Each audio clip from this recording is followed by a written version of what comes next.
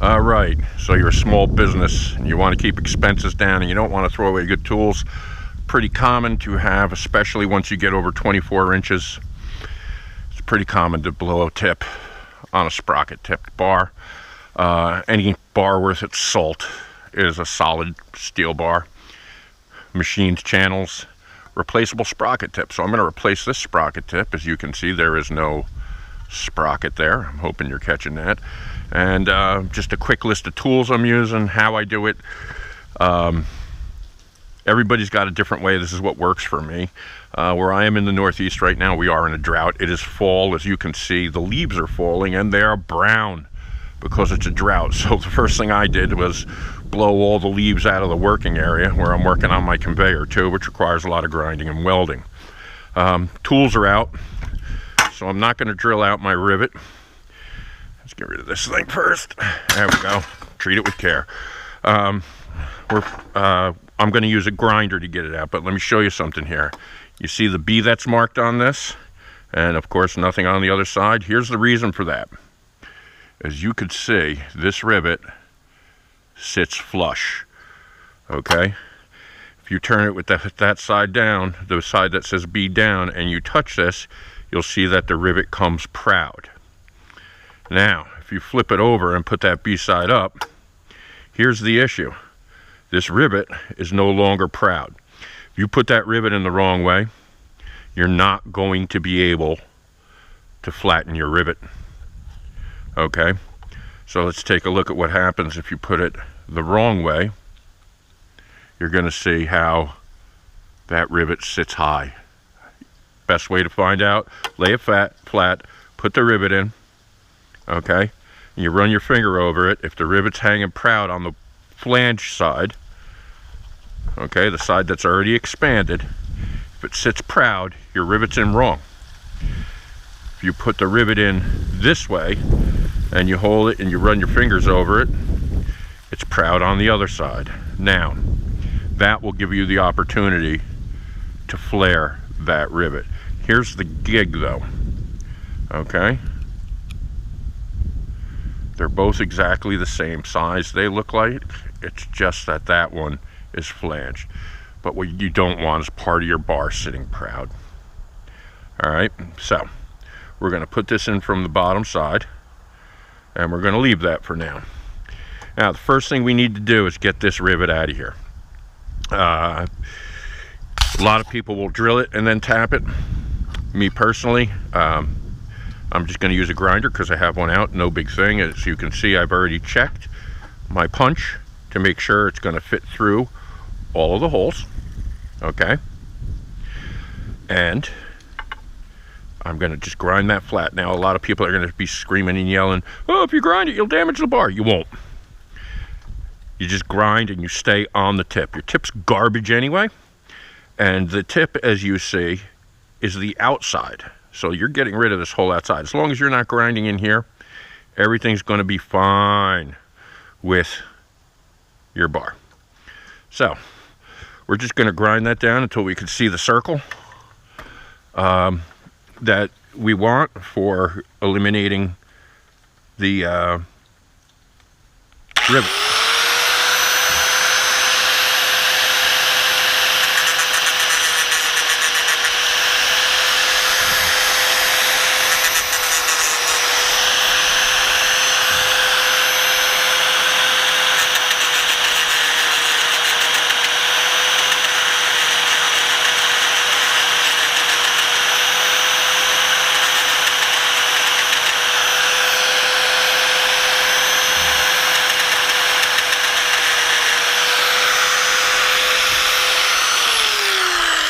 Okay, I'm now through the surface of the sprocket tip.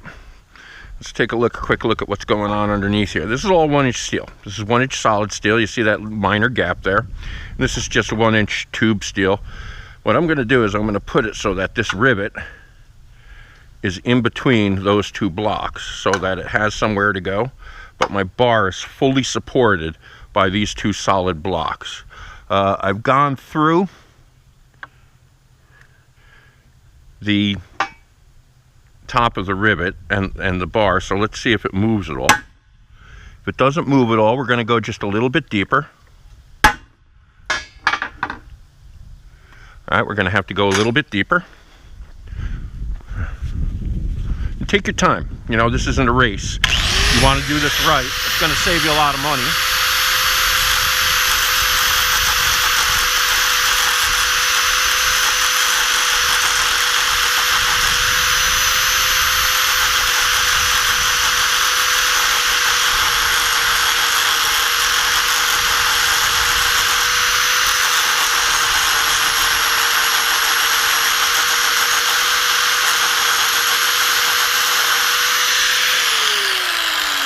Okay, it will save you a lot of money in the long run because bars are expensive, and these bars will long outlast a couple of tips if you take care of everything correctly.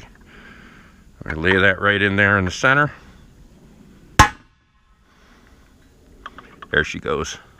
She's moving now. I can see the lip. I'm sure the camera isn't going to pick up that lip yet, but it will in a second. Can you see the lip around the edge there starting to show?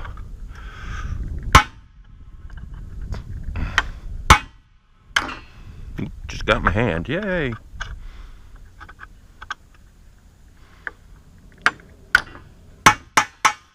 See, this is where my shakes are bad. Yeah, I know somebody's gonna mention it. Some days worse than others. It all comes with age, kids. Let's see if she's moving on the other side yet. A tiny bit. Move this out a little bit. See how it goes. Okay, it's really starting to show now, so we're going to really kind of lay into her. And then, that's it. There it goes. Boom. Right out. Now is a good time to do a little recovery work and show you something. Okay. See the flange? There's the flange top of the rivet. And just for example, we're going to put this rivet in, and you see it sits flush. So that's how you know. Okay. Now, the one thing I don't have out here is a vise. So we're going to just try a quick angle tap on this baby and see if we can get her moving. So we'll put this in here like this and give her a little love tap. Yep. See, now it's slowly opening. Now you got to be careful not to go down into the lower portion of the bar. I'll show you in a second. I try not to start up here because I don't want to damage the bar itself as opposed to the sprocket tip. There you go.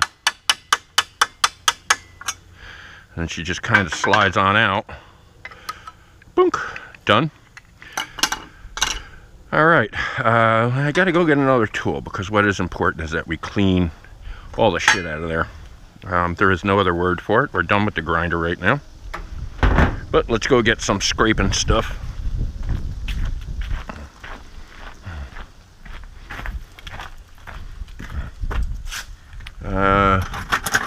We'll get a 90-degree pick. We'll get a straight pick. We don't need. This will work as a scraper.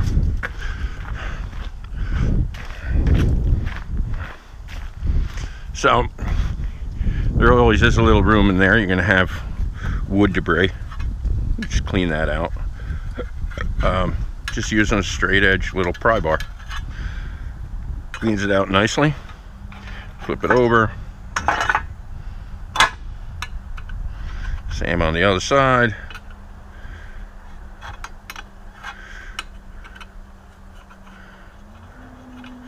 Super nice, nice and clean.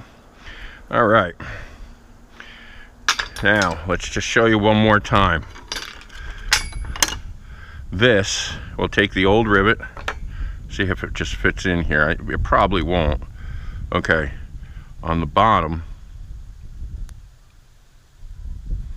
it's going to sit flush. On the top,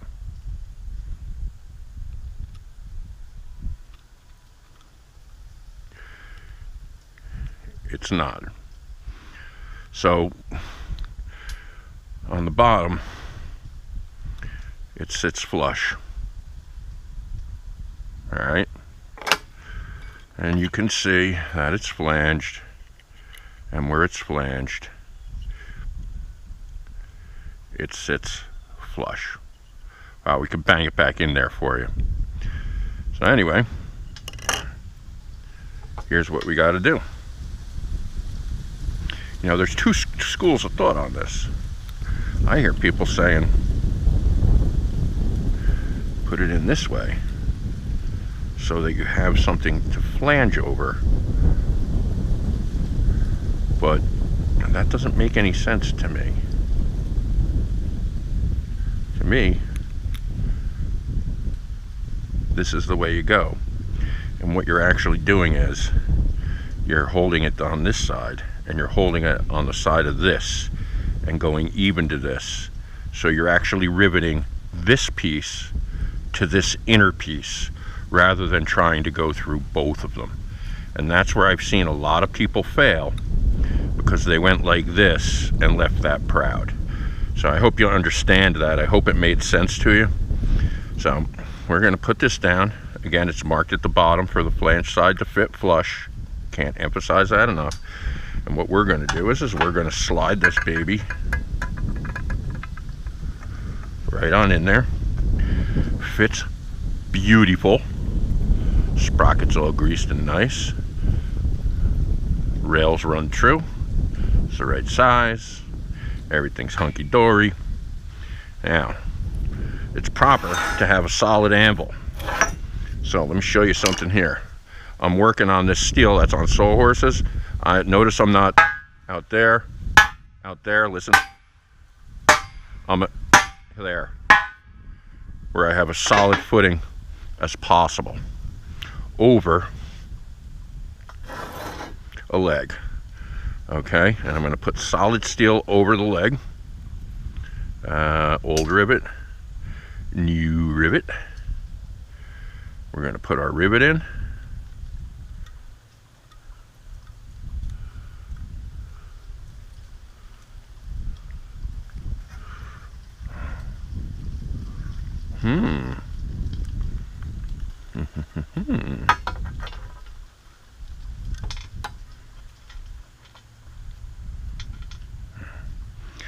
Okay, it seems that we have a little bit of scuffing. It's not letting the rivet come all the way in. Now let's check it out. Okay, we're just obviously not on straight. So we're going to try this again. It's important that you get that in straight from the get-go, because if it's not sitting flush, it's going to give you a real hard time, and you don't want to do that. So if it needs to go in a little more, not quite there, needs to come out a little bit, a little better, a little better, a little better. Okay, we're sitting proud on this other side. I'm gonna lay that down flat, and then just to make sure that she's all the way in flush, just very gentle tappy tap taps. She's flush, and then, as I was taught to do rivets, gentle peening circles all the way around until it's in. Okay.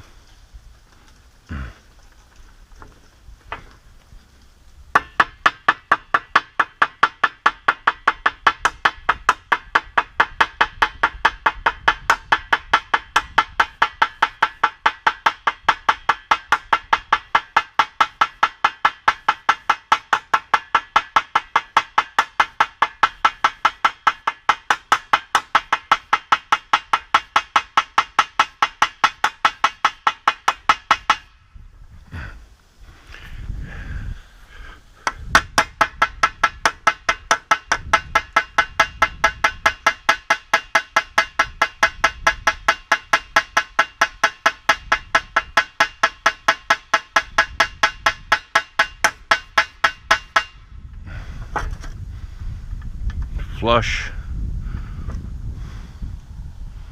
Still a little hump up there. We're gonna just do a little more on there. Make sure that she's in all the way.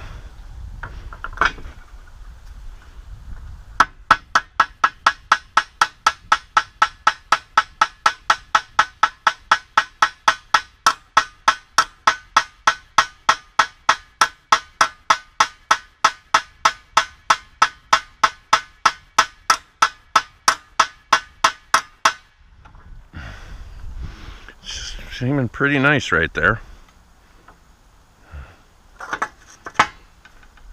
Beautiful and flush on this side, which is what we want. And then we're going to get her some flat hammers. Nice square shots, man, to finish it off. It's just what I do.